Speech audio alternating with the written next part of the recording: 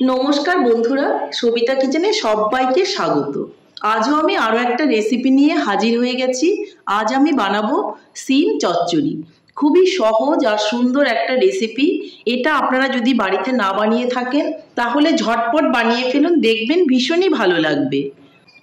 এটা কিন্তু গরম ভাতের সঙ্গে খেতে অসাধারণ লাগে। তাই আবারও বলছি, একবার আপনারা বাড়িতে বানিয়ে ফেলুন। তাহলে এই সিম চচ্চড়িটা আমি কি করে বানালাম সেটাই দেখে নেওয়া যাক।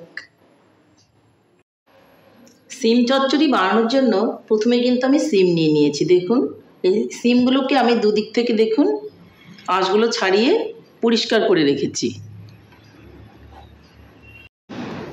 পরিষ্কার করে সিমগুলোকে আমি ধুয়েও নিয়েছি। এখন আমি একটা সাইড দিয়ে সিমগুলোকে একটু একটু করে এইভাবে কেটে দেব, তাহলে মশলাটা খুব ভালো ঢুকবে। দেখুন, আরেকটাও আমি দেখিয়ে দিচ্ছি। ঠিক এইভাবে সিমগুলোকে আমি কেটে দেব একটু একটু করে।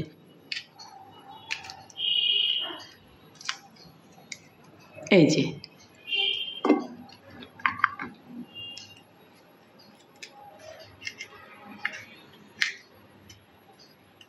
এইভাবে করে আমি সবগুলো সিমই কিন্তু একটু একটু করে কেটে নেব।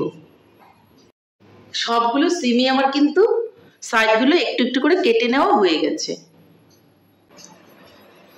এখন আমি এই পোস্ত, কাঁচা লঙ্কা আর এই বাদাম, এগুলোকে আমি বেটে নেব। বাদামটা আমি আগেই ভিজিয়ে রেখে দিয়েছিলাম। এদিকে পোস্ত, বাদাম আর কাঁচা লঙ্কা একসঙ্গে বেটে নিয়েছি। কাঁচা লঙ্কাটা কিন্তু একটু আস্তে আস্তে রেখেছি। এখন আমি চলে যাব নেক্সট স্টেপে। এদিকে উনানে একটা কড়াই বসিয়ে দিয়েছি, তাতে আমি দিয়ে দিব সরষের তেল। তেলটা কিন্তু একটু বেশিই দিতে হবে, কারণ সিম চচ্চড়িটা কিন্তু একটু তেল বেশি দিলেই খেতে ভালো লাগবে। এদিকে তেলটা গরম হয়ে গেলে তার মধ্যে আমি দিয়ে দেব অল্প করে সর্ষে আর দিয়ে দিব দুটো শুকনো লঙ্কা।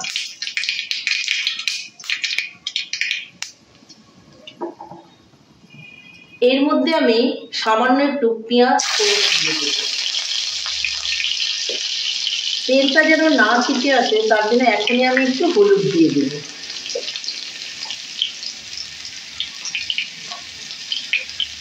তারপর আমি সিমগুলোকে দিয়ে দেব।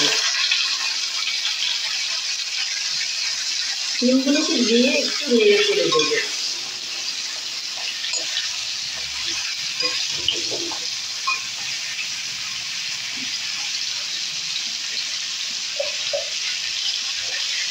দিয়ে দেব একটু লবণ। লবণটা কিন্তু পরিমাণ মতো দিতে হবে।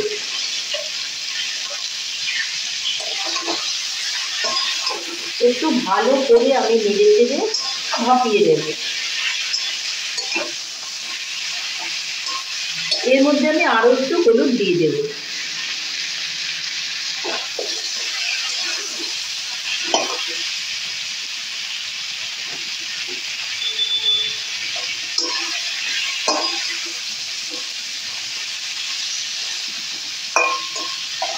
একটা ঢাকনা দিয়ে আমি একটু ঢেকে দেব। ঢাকনাটা তুলে আমি দেখে নেব। দেখুন কি সুন্দর একটু ভাজা ভাজা হয়েছে আর সুন্দর একটা গন্ধ বের হয়েছে, কারণ আমি একটুখানি ফোড়নে পেঁয়াজ দিয়েছিলাম, যার জন্য কিন্তু এত সুন্দর গন্ধ বের হয়েছে। পেঁয়াজটা যেন একদমই পুড়ে না যায়, যার জন্য কিন্তু আমি সামান্য একটুখানি জল দেব।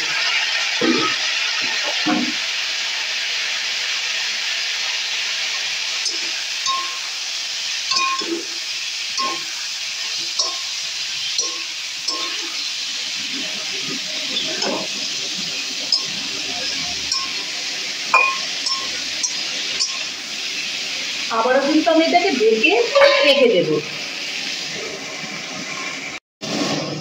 ঢাকনাটাকে আমি তুলে নেব। দেখুন সুন্দর কিন্তু সিমগুলো হয়ে গেছে। এখন সিমগুলোকে একটু সেদ্ধ করার জন্য অল্প করে জল দিয়ে দেবো। খুব বেশি জল দেওয়ার প্রয়োজন নেই। একটু জল দিয়ে এখনো কিন্তু আমি আবারও একটু ঢাকাটা দিয়ে দেবো।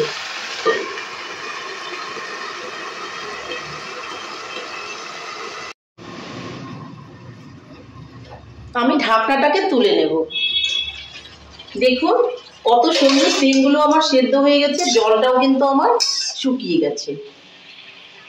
এখন আমি এর মধ্যে বাদাম আর পোস্তটা বেটে রেখেছিলাম আর কাঁচা লঙ্কাটা সেটাকে দিয়ে দেব। দিয়ে একটু নেড়ে চেড়ে দেব। এটাকেও কিন্তু আমি এখন কষিয়ে নেব।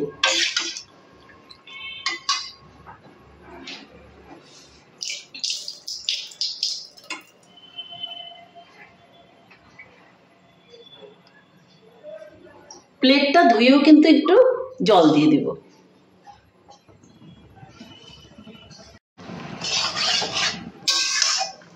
ভালো করে একটু কিন্তু কষিয়ে নেব।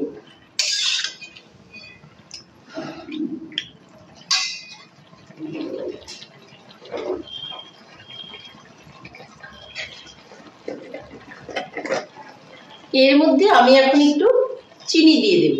চিনিটা অপশনাল, আপনি দিতেও পারেন আবার নাও দিতে পারেন, কিন্তু চিনি দিলে একটু বেশি ভালো লাগবে।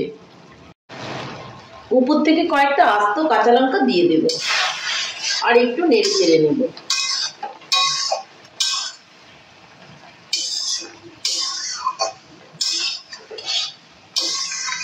এই সময় আপনারা লবণটা দেখে নেবেন, লবণটা যদি ঠিকঠাক না হয় একটুখানি দিয়ে দিতে পারেন।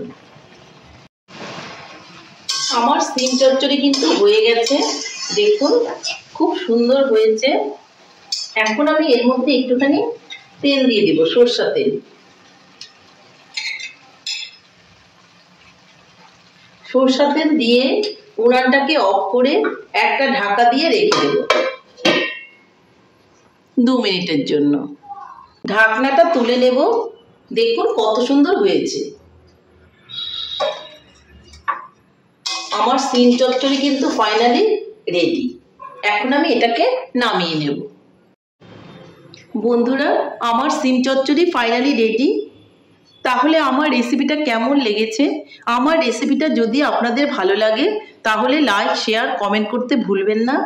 আর আপনি যদি আমার চ্যানেলের নতুন বন্ধু হয়ে থাকেন তাহলে চ্যানেলটা সাবস্ক্রাইব করার অনুরোধ রইল। পাশে থাকা বেল আইকনটি প্রেস করে রাখুন আমার নিত্য নতুন রেসিপির আপডেট পেতে। তাহলে আর দেরি কেন, ঝটপট এভাবে বানিয়ে ফেলুন সিম চচ্চড়ি আর গরম ভাতের সঙ্গে খান, ভীষণই ভালো লাগবে। নমস্কার, ভালো থাকবেন, সুস্থ থাকবেন। আবার দেখা হবে আরও একটা রেসিপির সঙ্গে।